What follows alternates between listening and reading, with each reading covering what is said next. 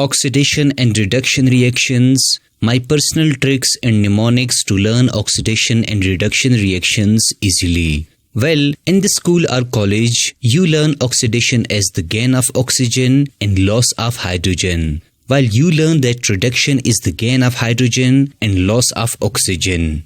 Personally, I do not teach oxidation and reduction like this, and I will give you the reason at the end of this lecture. Now let me teach you the basic and easy concept of oxidation and reduction reactions. The common mnemonic used for oxidation and reduction is oil rig. It is an instrument which is used for drilling an oil well. The oil stands for oxidation is loss of electrons. The rig stands for reduction is gain of electrons. So note it down that oxidation is the loss of electrons and reduction is the gain of electrons. For example, consider sodium atom and chlorine atom. Now sodium loses one electron and chlorine gains one electron. After losing one electron, sodium becomes positive ion and chlorine gain this electron to become negative ion. Sodium has lost one electron, so it is oxidized.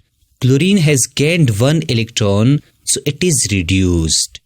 Finally, we get sodium chloride, which is commonly known as a table salt. Secondly, consider potassium atom and hydrogen atom. Now potassium atom loses one electron and hydrogen atom gains this electron. After losing one electron, potassium becomes positive ion and hydrogen becomes negative ion after gaining one electron.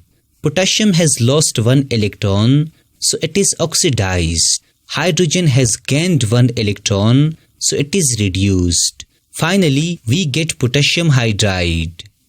Thirdly, consider magnesium atom and bromine atom. Now magnesium loses 2 electrons because its valency is 2. Bromine atom can accommodate only 1 electron, hence we need one another bromine atom to accommodate the second electron of magnesium. After losing electrons, magnesium becomes double positive ion and each atom of bromine becomes negative ion after gaining 1 electron. Magnesium has lost 2 electrons, so it is oxidized. Bromine atoms gained electrons, so they are reduced. Finally, we get magnesium bromide.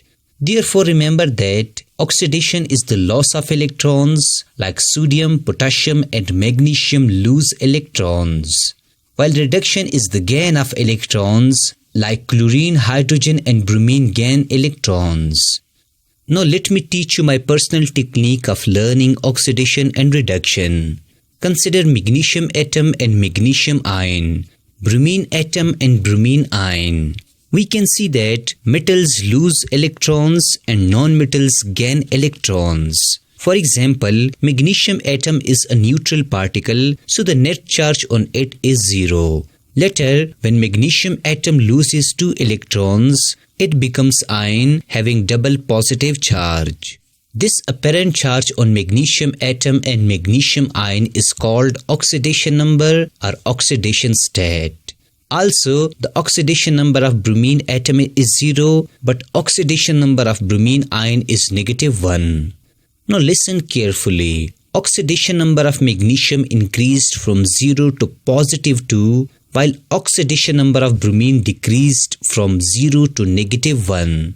Here comes the climax of this lecture. I teach to my students my personal mnemonic as 100 DOOR. 100 stands for increasing oxidation number is oxidation and DOOR stands for decreasing oxidation number is reduction. Remember that in 100, 1 stands for I and 00 stands for O. And DOOR stands for decreasing oxidation number is reduction. Here, magnesium is oxidized because it has lost electron and its oxidation number increased from 0 to +2, while bromine is reduced because it has gained electron and its oxidation number decreased from 0 to -1. Now I will show you the power of this trick in order to find the oxidation and reduction reactions. Firstly, I write 100 door. I mean increasing oxidation number is oxidation and decreasing oxidation number is reduction. I write these 4 rules for oxidation number at one corner. If you do not know how to calculate oxidation number, watch my previous lecture and its link is given in the description. The first reaction is carbon plus oxygen to form carbon dioxide gas. As we know that oxidation number in free state is 0, for example, the oxidation number of carbon is 0 and that of oxygen is 0. What about the oxidation number of carbon and oxygen and carbon dioxide are combined state? Well, let me calculate it. The net charge on carbon dioxide gas is 0. So the sum of all oxidation numbers must be equal to 0. I write carbon plus 2O is equal to 0 because there is one atom of carbon and 2 atoms of oxygen present in carbon dioxide. We know that the oxidation number of oxygen and its compound is -2, so I put it instead of this oxygen. I get carbon plus 2 into -2 is equal to 0. Our carbon minus 4 is equal to 0. Our carbon is equal to +4. Thus the oxidation number of carbon is +4 and that of oxygen is -4. Now listen carefully. The oxidation number of carbon increased from 0 to +4, so it is oxidized, while that of oxygen decreased from 0 to -4, so it is reduced. This reaction is called redox reaction because oxidation and reduction takes place in it. Secondly, consider N2 plus H2 react to form ammonia NH3. We know that the oxidation number of any atom in free state is 0. So the oxidation number of nitrogen is 0 and that of hydrogen is also 0. Now what about the oxidation number of nitrogen and hydrogen in combined state NH3? Well, ammonia NH3 is a neutral molecule, so the sum of all the oxidation number must be equal to 0. I write N plus 3H is equal to 0. Because there is one atom of nitrogen and 3 atoms of hydrogen present in NH3. We know that the oxidation number of hydrogen and its compound is +1, so N plus 3 into +1 is equal to 0. Our N plus 3 is equal to 0, our N is equal to -3. Thus the oxidation number of nitrogen is -3 and that of hydrogen is +3. We can see that the oxidation number of nitrogen decreased from 0 to -3, so it is reduced. Secondly, the oxidation number of hydrogen increased from 0 to +3, so it is oxidized. This reaction is a redox reaction because oxidation and reduction reactions take place in it. Thirdly, let me quickly teach you 2 examples of decomposition reactions. Consider mercury oxide when heated decomposes to mercury plus oxygen gas. According to this rule, mercury and oxygen are in free state, so the oxidation number of mercury is 0 and that of oxygen is also 0. According to this rule, in combined form, the oxidation number of oxygen and its compound is -2. If the oxidation state of oxygen is -2, then that of mercury must be +2 because -2 and +2 would cancel each other to neutralize this molecule. Here, the oxidation number of oxygen decreased from 0 to -2, so it is reduced, while that of mercury increased from 0 to +2, so it is oxidized. This is also redox reaction. Lastly, consider calcium carbonate. When it is heated, it decomposes to calcium oxide and carbon dioxide gas. In case of carbon dioxide gas, we know that the oxidation number of oxygen is -2 in its compounds, but here there are 2 atoms, so 2 into -2 is equal to -4. Thus the oxidation number of oxygen is -4.